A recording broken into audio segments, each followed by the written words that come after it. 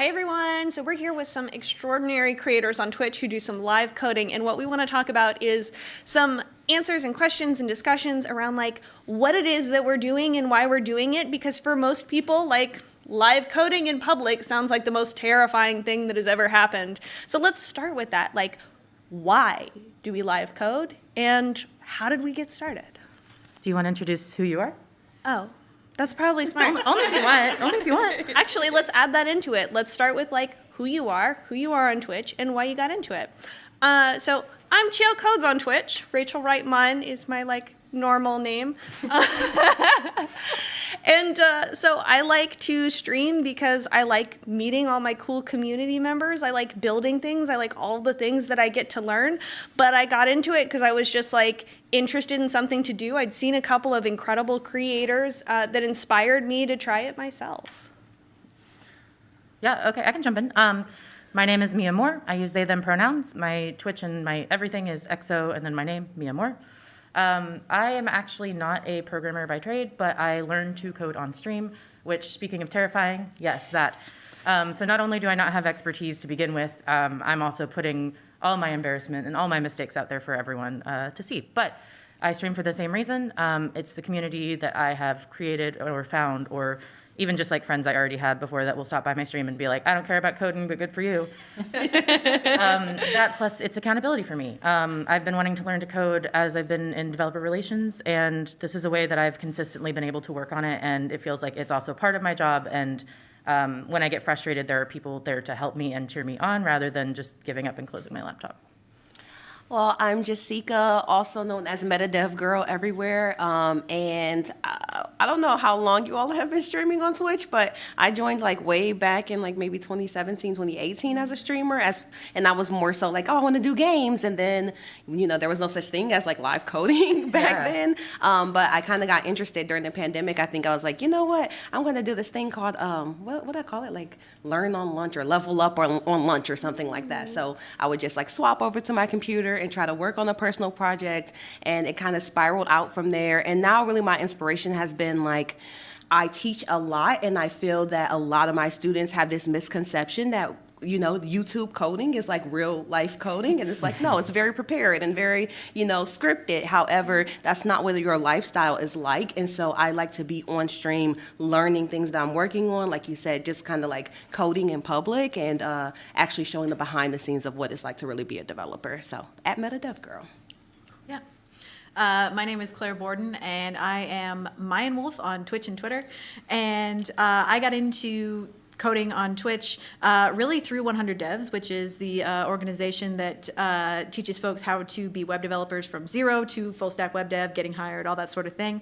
And I did not know what Twitch was, like, you know, maybe a year and a half ago. And I started teaching supplemental content for 100 Devs on Discord, and which I thought was perfectly fine. And then people kept saying, you should go to Twitch because Discord is not really built for that. And I was like, fine. And I got into Twitch, and now I really love it. And I love, I stream every single week, multiple hours, and it never feels tiring because I love the community and I love the interaction, and it's been really fun. Yeah, I'm Colby Seitz. I've been a software engineer for 10 years. Oh, God, more. And I started streaming on Twitch last year under the name Coding Vibe. I have to do the whole enunciation thing because I was in theater. So yeah, I'm under Coding Vibe, and I've been streaming for about a year and a half now. And I mainly stream because I want to demystify streaming. So it's less like... it's because I've been doing it for so long, and I think people get this misconception about software that like it's this like dark art that you like have to put in a bunch of time and effort and energy into. And I want to really show people that you can work on really stupid, worthless projects as long as you're having fun and learning. It doesn't really matter. So I've written a bot to tweet whenever there's a new cheesecake at Cheesecake Factory. I wrote a bot that will delete a random line of code in the file that you're working on if you say a banned word, right? Like, these are the kind of projects that I like doing and I like showing off, because to me, it seems like whenever you're starting out, people are like, oh, well, I've built my personal blog here. I've built a thing of value that is difficult and I really want to get right, and they like sort of put it up on a pedestal, and it's like, no, throw some garbage out there. It's fine. And I am Aisha Blake. I have streamed as Aisha Codes here and there. I actually started streaming because of Jessica. Wait, it goes full circle. This is not the first time that Jessica has led me down a path. She also got me into comic books. Like, I just follow her around everywhere. That's what I do. Some people are leaders and some people are followers. Yeah. I can't deny it. But I actually started streaming video games first, and then my great love, which was streaming karaoke. R.I.P. Oh, yes. Twitch Oh, things. my God. Yeah. R.I.P. R.I.P. But then after that phase was forcibly ended, I started getting into live streaming code. And I think for me, my perspective is from that of an instructor. I started streaming initially. My very first coding streams were for students that I had in my in-person coding boot Ooh, camp. that's bringing it back. I remember now. Yeah. And it was a way for them to start to practice more outside of class in a way that was still sort of structured. We would work through coding exercises to reinforce what I'd already taught them in class. But it was also a way to sort of loosen the structure of their relationships between themselves and with me. Because I found that in the classroom, while I was attempting to encourage folks to really interact with each other and to ask questions and to feel more comfortable sort of really participating actively in the course, some people just find that really difficult. And so taking that into a different venue where it's not a traditional classroom seemed to really open it up for people. And that's why, that's one of the things that I think is really valuable about live coding. No, definitely. We were talking a little bit about followers, and I love that you talked about the people that you brought with you from that in-person boot camp. Because I think for me, like, it's the community and the people around me and like the people that are part of like my Twitch chat that are really like why I find it meaningful and why I find it joyful. And I think a lot of times we kind of think about it as like, oh, followers, community, these numbers of people, but they're all these individuals who have different reasons for showing up, different reasons and purposes that they do there. Like I have one person who every time they come in, they're like, how is MNC? And I'm like, we're fine, we're lovely. And that's mother and child. I've got other people who come in and they're like, oh, I want to talk about the code and what you're doing. I've got people who come in and they're like, they're just interested in my cats. And like you're talking about, you're talking about teaching people and like coaching them and growing them. And like, there are people that are there for that. They're like, I've never seen this before. And then there are people that are like, I just want somebody to sit with me while I work on something so I don't feel The so alone. co-working. Yeah, absolutely. I've enjoyed the fact that there were people who were like the seniors, the very experienced devs that hop in and not like backseat code for you, but will help you troubleshoot through things. Yes. And for me, it was as I was transitioning into live coding, I was also transitioning off of a team where I was used to having pair partners. And so I found that I was actually missing that. And then, you know, when you're like working so hard on something, you're like spinning your wheels and then somebody in chat is like, oh, it's this. Or like, oh, have you tried this before? So I don't know, just I love like how the community has grown and it just has evolved so much in just a short period of time. Yeah, one of my favorite things about my chat is, like you say, those folks that are extremely knowledgeable, but they just come in because they want to hang out and like they'll pitch in, like, because there's times I think all of us when we're on stream and we don't know the answer to something. You know, chat asks a really good question and we're like, holy cripes, like that was amazing. I don't know. Can anyone in chat help out? And then you have those subject matter experts that are just like, yeah, and then they come out with like a 2-paragraph explanation. Rascal 2, if you're out there, I love you. And, you know, and I have several folks like that, regular viewers that just devote their time, not because they necessarily need to learn the information, but just because they want to help everybody else. And that's so valuable. It's amazing. I love my chat.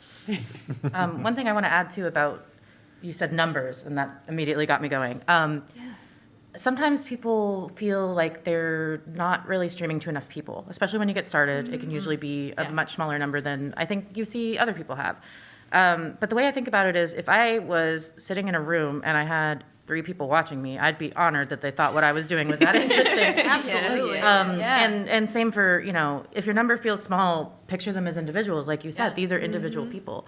And you, to me, that helps me show like the appreciation to each person as an individual, and also to people who are lurking, because I lurk a lot. I do the body doubling thing you talked about, where I like to have someone on my second monitor, and something I'm maybe not 100% paying attention to, but I'm still engaging with it at some level. So keep in mind that, like, okay, my chat's quiet, I don't have that many viewers, like, are people even paying attention? It's like, you're still providing something, you still have a community, even if it feels slow or small, they're still there, and it helps me appreciate that when you're like, I'm just talking to myself for the last 10 minutes. Yeah, I appreciate that you said that. I think about that sometimes too. It's like, man, you know, maybe I only have like 60 people on my stream right now, but like 60? that would like only 60. What the heck? Okay. that would fill a conference room, you know, Yeah, that would yeah. fill a large conference room. If I had 60 people watching me, I think I'd be very nervous, actually. That's the weird thing though. I don't like, yeah, if I had 60 people watching me like in real life, like I would be. Oh, then maybe don't listen to my tip about picturing them as people.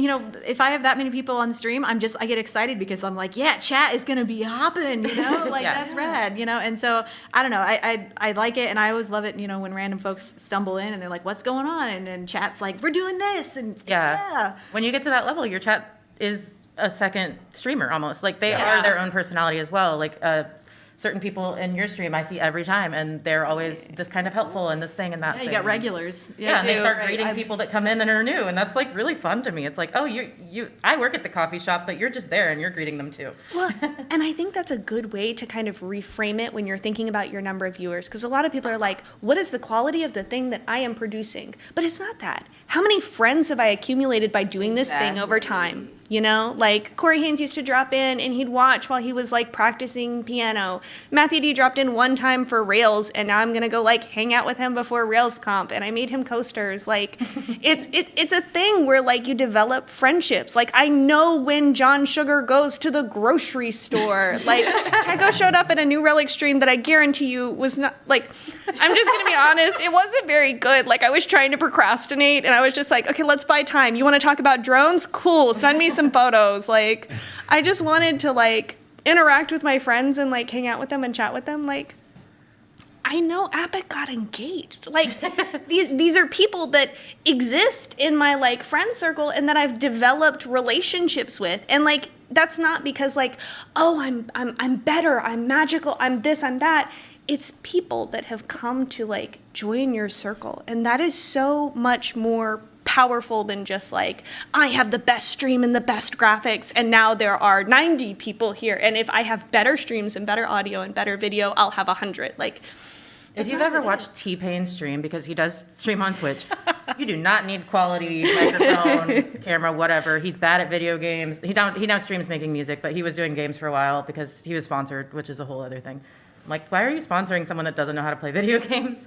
Yeah, that doesn't matter nearly as much as the community and like who you are as a person. Yeah. Yeah, I still use the basic Twitch Studio, which is like the default thing that Twitch recommends my when you first join Twitch. That wasn't, Yeah. so just for context, that wasn't a thing when a lot of us started streaming. Yeah, so Twitch has their own like babies first streaming That came platform. along. And and I still use that because I mean, yeah, you don't need, if your content is good and you can develop those connections with your audience, like you don't need flashy animations. I deliberately don't use flashy animations or flashy music or anything like that because I feel like it detracts from the content. And since I'm doing educational streaming, I try to limit that so people don't get overstimulated or distracted. I know that, you know, repetitive stuff can be sometimes like people have to shut it off because Yeah. it's too much.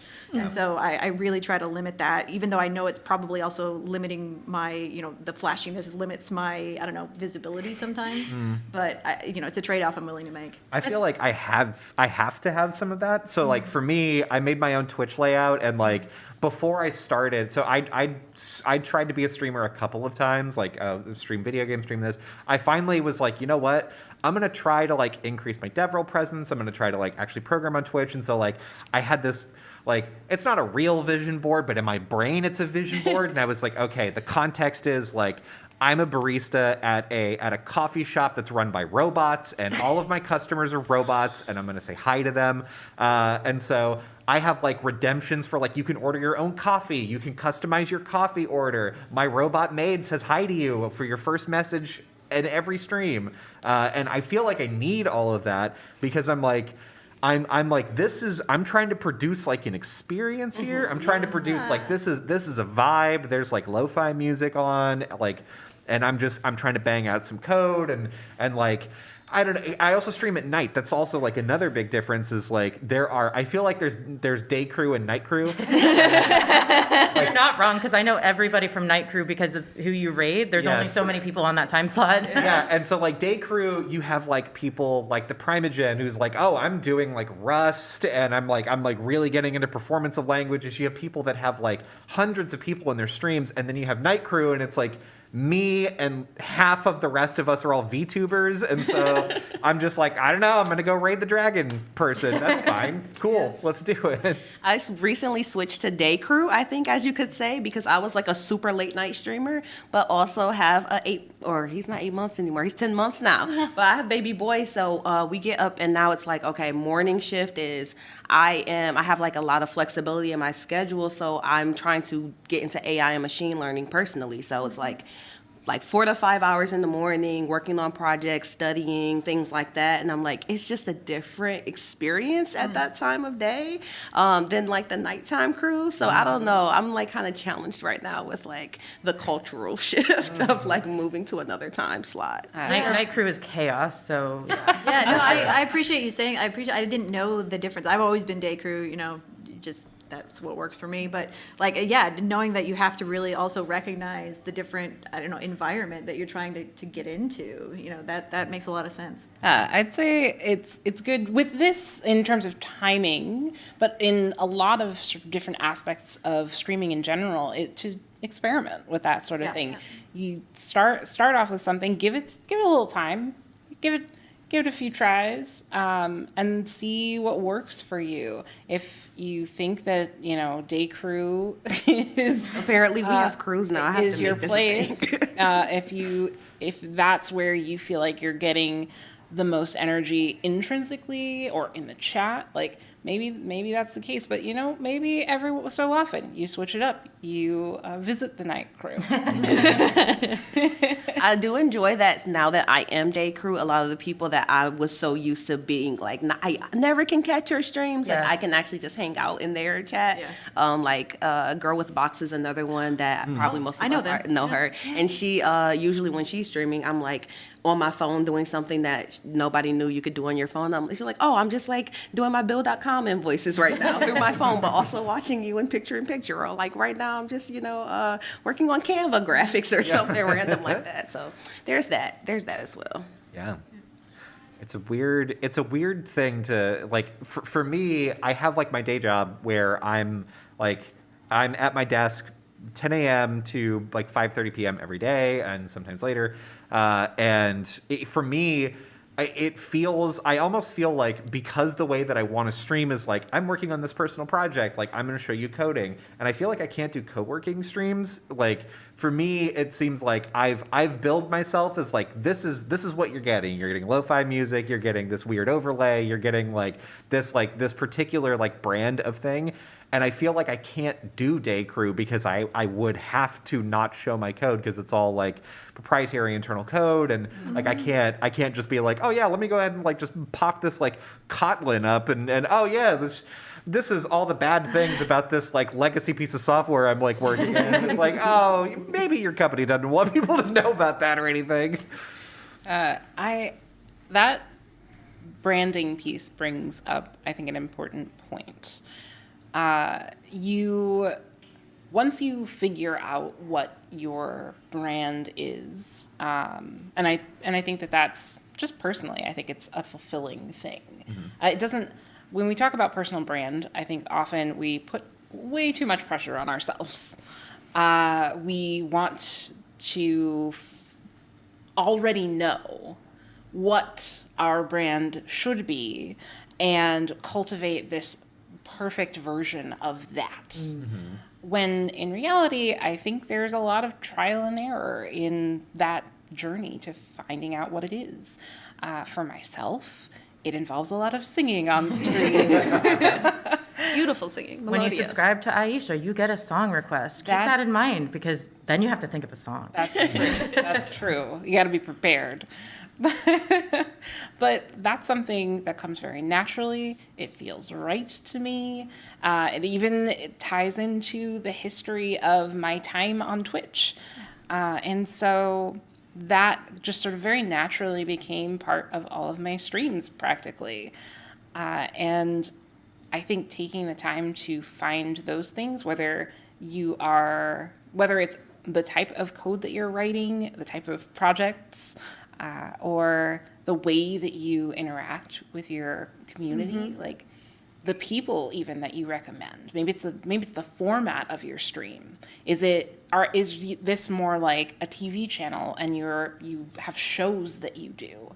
Is it cozy cafe coding vibes? I need to join the Cozy Coding Cafe. Exactly. Is it a variety program where we've got different folks popping in and out? Like, is it an interview? Yeah. Just playing with those formats to see what works for you, I think, is a lot of fun. And it can lead to that much better content when you find the right thing for you and what you're trying to build.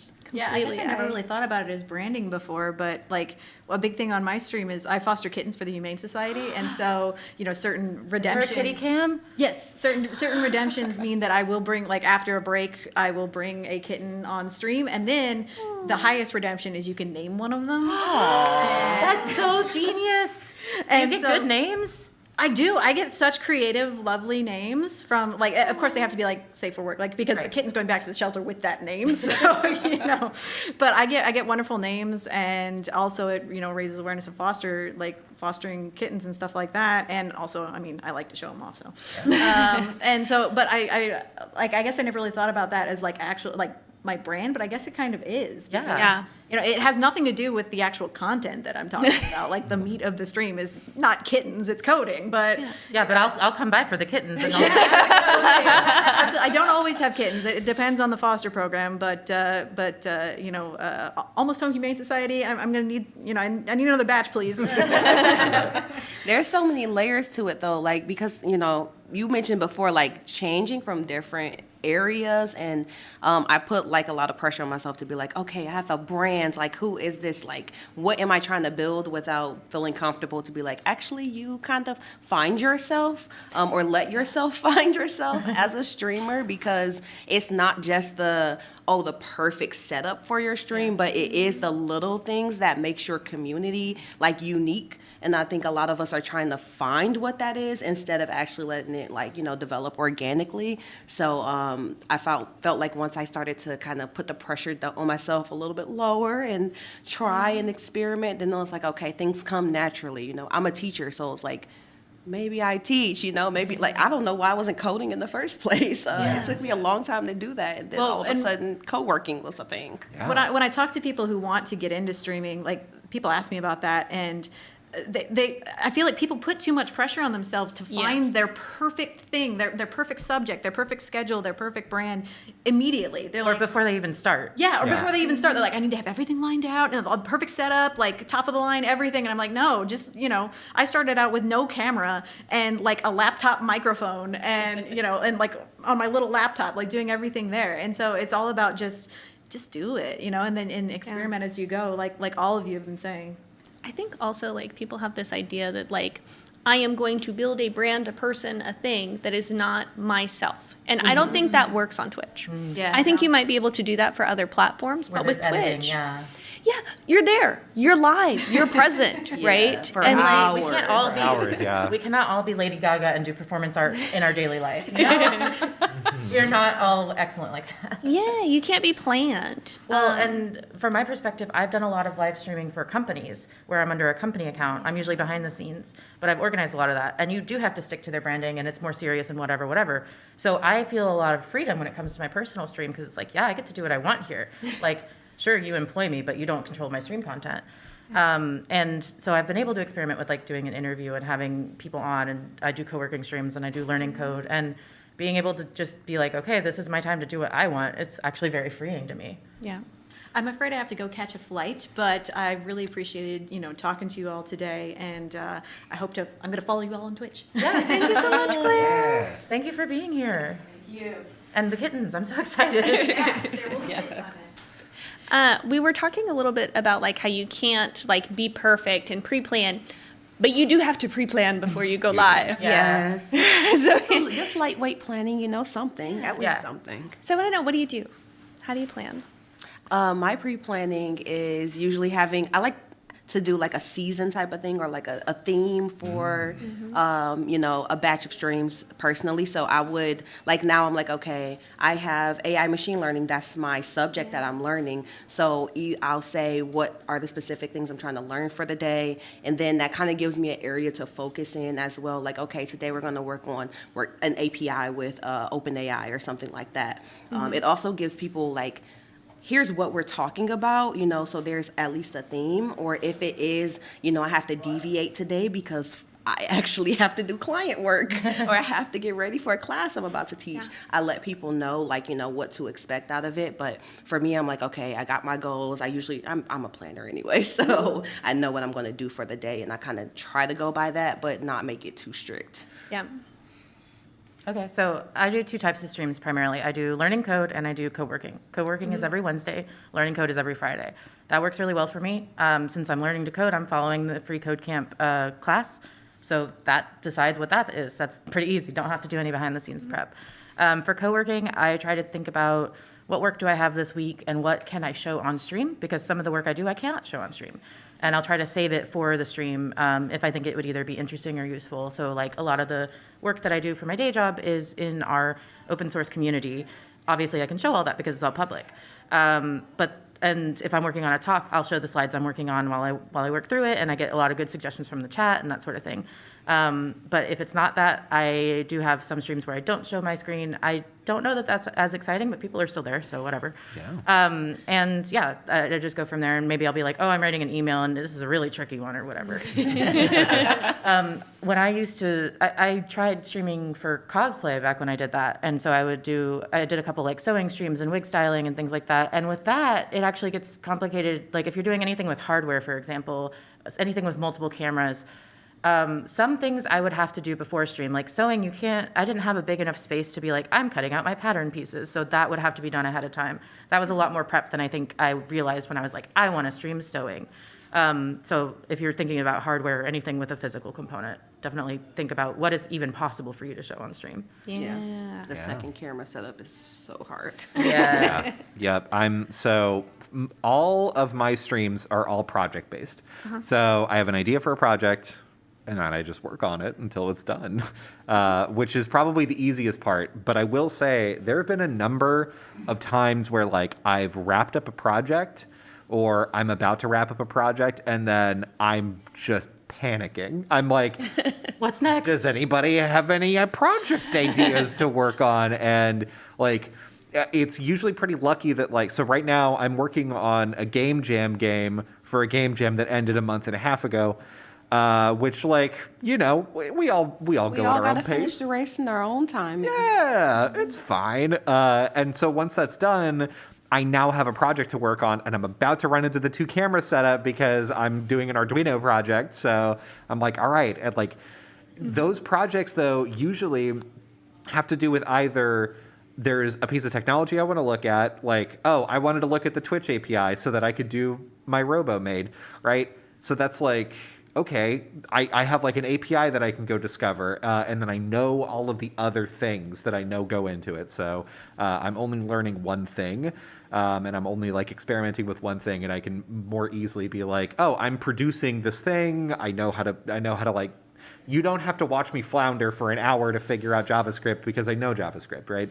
How dare you call me out like this? Say, watching people flounder for hours is literally a lot of our streaming. Oh, don't worry, there's floundering, but yeah, that one yeah, was no. specifically called out to me. Tons of floundering, but it's like I feel like I've got, I'm confident in myself that I know I'm going to be able to finish it. I know roughly what I'm doing, and then the interesting part is like looking at this new thing, and it's the same thing for the Arduino stream that's coming up. Like I don't know how to program an Arduino. I do know how to write C kind of a little bit, so we'll see. But yeah, most of my stuff is just like I'm interested in a project. There's my mentor gave me this concept, which I've kept very close to me for every project in my professional career, and it's the concept of a complexity token. So in every project that you work on, you know almost all of the stuff that goes into it. So like everything except for one new complex thing that you're going to spend all of your brain energy on, that's the thing that you figure out. The rest of it is all solved. So for us at work, this was like, oh yeah, we're gonna do this like media system where it was like the metadata for an image, right? Mm-hmm. And then we used DynamoDB. Nobody had experience with DynamoDB. That was our complexity token.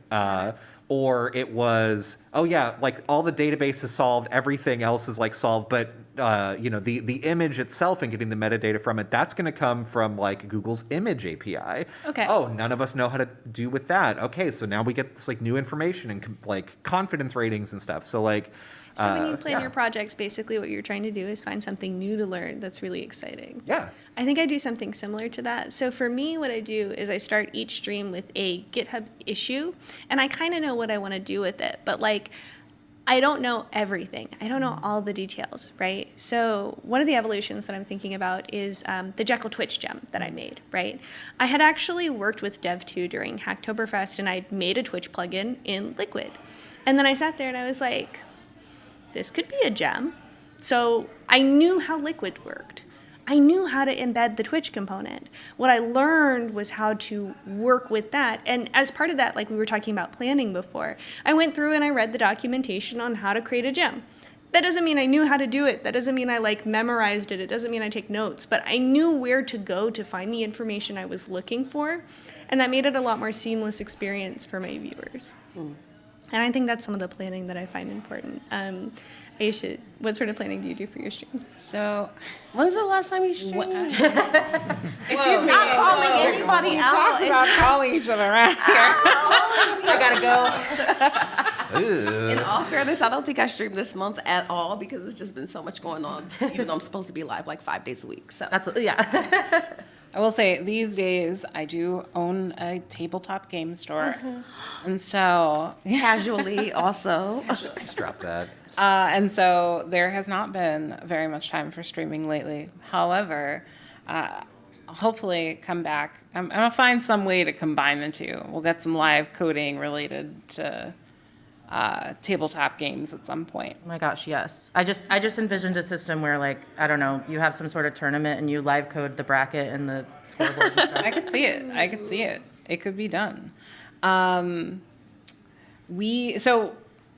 when I do stream,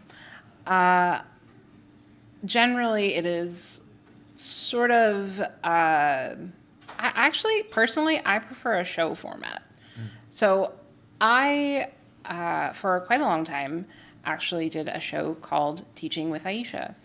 And for that show, it was an interview show, and I would start my interviewee off with an introduction, and I would say, this person works on this thing. And sometimes that was a project, sometimes that was, they teach a particular course at a university.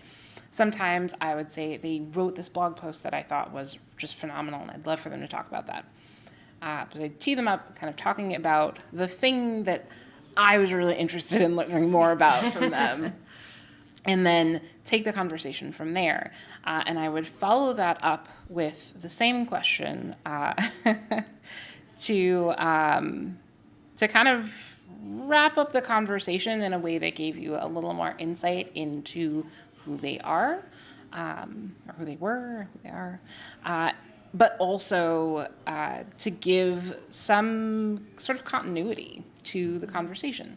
If you show up to this show, you know more or less that this person is involved in some sort of technical education. Yeah. You know that they have some project or skill or passion topic that they're going to talk about, and you know that you're going to find out what their dream role, either both professionally and theatrically. It's almost like a podcast, like just a live podcast, which I appreciate, and I think more people should do generally. Like if you're recording a podcast, and depending on the amount of editing you usually do. I say that like I have a podcast. We don't do it live because I do not want to put on a single ounce of makeup. But I think it's a great way to get engagement, and I think people connect more when they can see who you are rather than just hear. That has actually been my biggest new endeavor. So I haven't been live like consistently with the 5 days a week, but every Thursday I go live to like multiple platforms now, not just to Twitch, doing like different themes. So each week out of the month is a different nonprofit or brand basically that I work with. So it's all dev related, but then you got one week that's about AI, 1 week like Blacks in Tech, 1 week is Girl Develop It, and then another week is just like career development for developers. So it's like definitely that show format, and that's something that I guess I'm experimenting with now. But it does put pressure on you sometimes, like if you like kind of fall off from something you're doing. I don't know if you all have experienced that, but Once or twice. falling off from streaming, like you can feel a lot of guilt, even though behind the scenes there's so much else going on. We all have lives and things. Yeah. Yeah. Speaking of lives and things, how has streaming impacted your life? Like, what's changed? I'll go first since I asked the question. For me, I would never have gotten started and involved in open source without streaming. So Hacktoberfest came around, and it was October, and I was like, cool, I'm going to build a project, and I'm going to build it in open source. At this point, I'm just doing like programming game streams, so like Regex Crossword and stuff like that. That got a lot of engagement, right? So then what I was like is I enjoy doing this. They enjoy watching it. Like, I'll go continue with this, right? So I start building in the open. And I'm like, okay, I'm really comfortable and confident with building in the open. Why don't I go build for somebody else? That's when I stepped into like Ruby for Good in that organization. They have open source applications that are charitable and all that sort of stuff. This was actually the next Hacktoberfest. I was like, last Hacktoberfest, I started building in the open. This Hacktoberfest, I'm going to step outside of my comfort zone and build that way. And like, all of my involvement in open source has pretty much been done on stream. So like contributing to Rails, making a gem, all of these amazing technical skills that I've gained and grown with all happened on stream. And that includes some incredible technical learning as well, because I have some extraordinary senior developers, senior plus developers in my chat that are like, hey, why don't you try this? Have you ever seen this before? And I'm like, no, I hadn't. It's amazing. I love it. And like also I ended up being in a video game because of my programming game stream. So it's like I have had so many incredible experiences, including this one at Link. I never would have met either of any of y'all in person, like if I hadn't streamed, if I hadn't gotten outside of my little bubble of being a senior developer at work. It's amazing. Wow, that's so cool. My answer is maybe not as exciting, but the thing that stuck with me about what you said is that all of your open source work has been on stream. Pretty much all of my learning programming has been on stream. I did a little bit before I started streaming. I took a Codecademy course on Python, which like I got to like loops and was like, okay, like I didn't know how to practically apply it. I still am working on that, but the class I'm doing now makes a little more sense to my brain. And I did an in-person class, and that was also okay because like it was very short and focused on like one thing. So the fact that I've been able to keep it up and to still be learning and doing that continuing education is really important to me personally. I feel like I finally am at a point where I'm like, oh, it's starting to click, and I'm starting to think like a programmer, and that's really cool.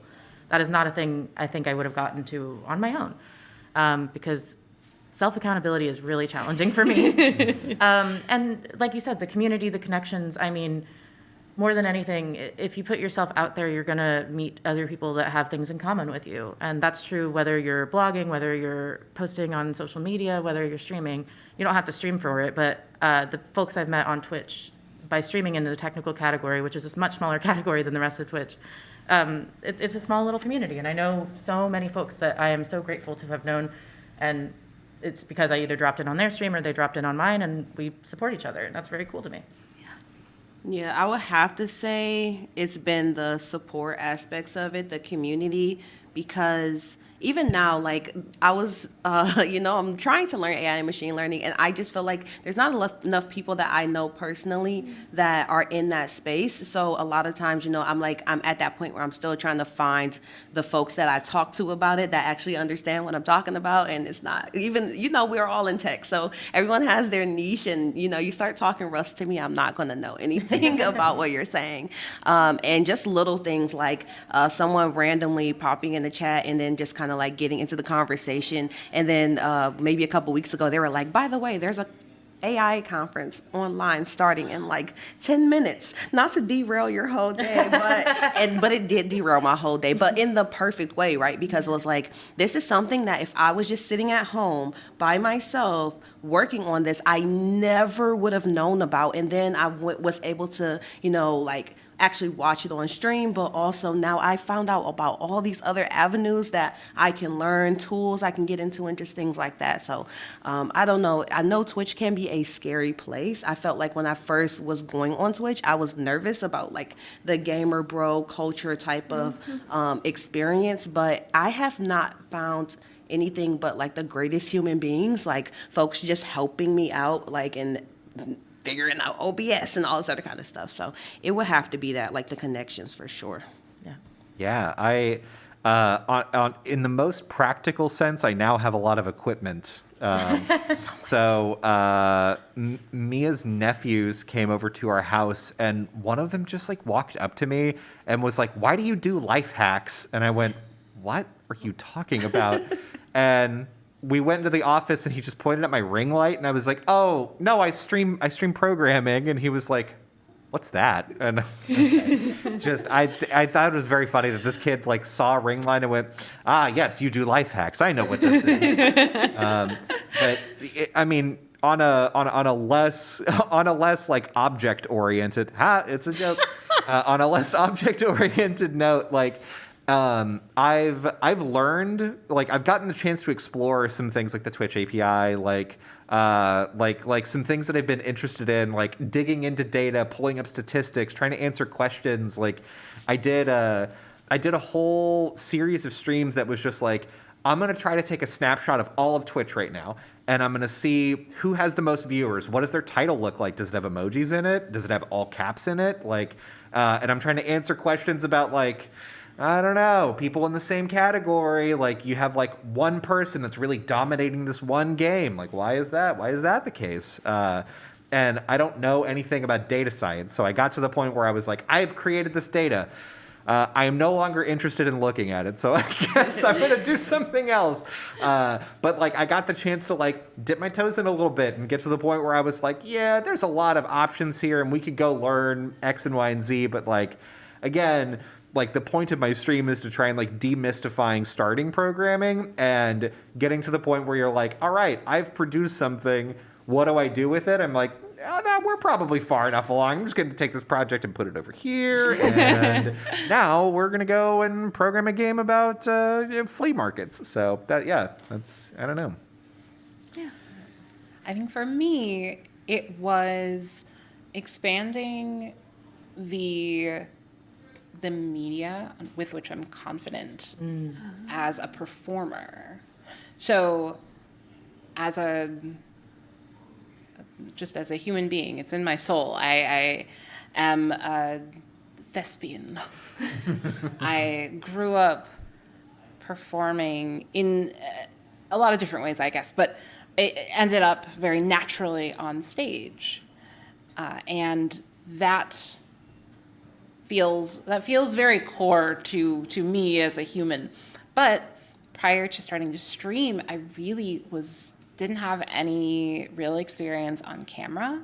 I didn't feel comfortable on camera, partly because there is a lack of immediate feedback. And I think that's one thing that people worry about when they're considering starting to stream. And it was kind of uncomfortable, especially when you have 3 people who are lurking in your chat, and you're not getting even that sort of delayed feedback from folks talking that way. So over time, though, as I was finding that brand and figuring out what formats were more comfortable and more effective, and getting into the fun of it, I got a lot more comfortable jumping into streams like this and being able to just talk and be. And that has made it a lot more comfortable for me to do other things that maybe wouldn't have fallen into the sort of very familiar realm of like a stage presence.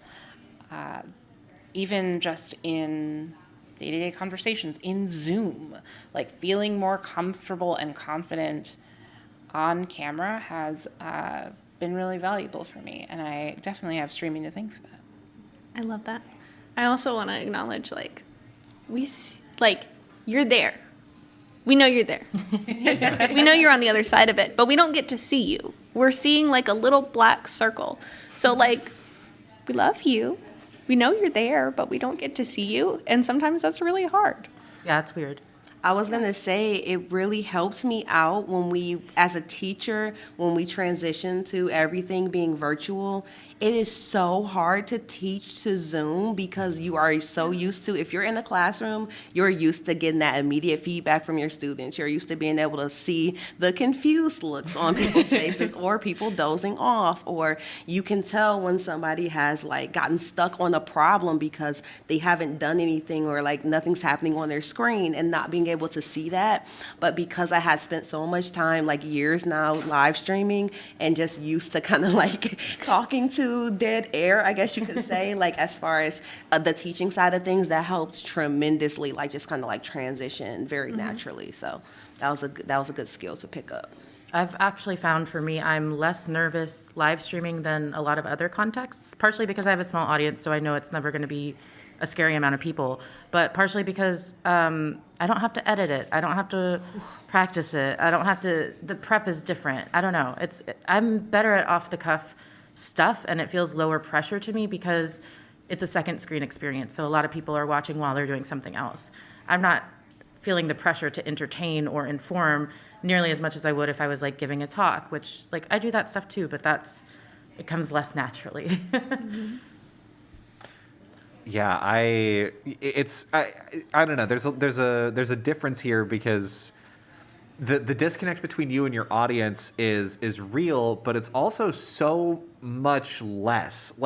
If you're producing a YouTube video that you have to edit and stuff, there's nothing. You're you watch it and then you force one of your friends to watch it. And you're that's good enough. That's my audience, I guess. Post it to YouTube, wait for comments, but you can't go back and be oh, I didn't explain this part really clearly. Because then it's well, now I got to make a follow-up video, and now I've got to let me go ahead and put an overlay here. It's silly. But yeah, doing it live, there is that immediate feedback. I did a panel at PAX East about JavaScript Web Audio API, and while I was there, it was so cool to be oh yeah, look, we have this audio. I'm gonna remove the bass from it, and everybody in the audience goes, whoa, and I'm oh, that's so cool. I can see it on your face. Yeah, because you'd done a stream about that too, but we weren't whoa. Yeah, there were just people in the chat being cool. And you're pog. Yeah. Oh my God. I did an April Fool's Day prank where I have these stretching exercises I do, and I have this webpage I go to on the NHS, and there's this old guy who has a t-shirt, and they had to Photoshop it, and he's barefoot, and it's just it's terrible, but they're the NHS sanctioned ones. So I replaced that website with one of my own, a perfect replica where I am the person doing all of the stretches, and I didn't say anything to chat. And I was like, all right, here we go. April Fool's Day prank. No reaction. It is my most disappointing experience on stream ever. I spent all this time. I made this YouTube video. I edited it. I had the whole sequence, and I was going to do the beginning and ending with reactions. Nothing. Well, then when you finally told them, y'all didn't even notice, they were like, oh, it just seemed like a thing you would do. That's the best reaction of all. No reaction. Yeah. Yeah, but speaking of communities, do we want to take a last couple of minutes to shout out some of our favorite people? I love that. Okay, I want to shout out Exigy. Thank you for teaching me about multi-stage Docker setups and sending me your child's clothing. I want to shout out Coding Vibe. He's my husband, but also my #1 fan in the stream, always giving me the appropriate level of hints. Lovely. I want to shout out Girl with Box, who is always amazing, doing great Python things, and was hoping to see her today. But, we always have Twitch. We always have Twitch. True. I want to shout out Nova Liminal. Nova Liminal is my favorite VTuber programmer. She is great. She's on break right now because she just had a surgery, but when she comes back, all the love will be there. Ooh, and I'll shout out Cassidy Williams. She is really great friend of Pluralsight as well as me, and does some really, really lovely co-working streams. So thank y'all so much. Thank you. I ran over time.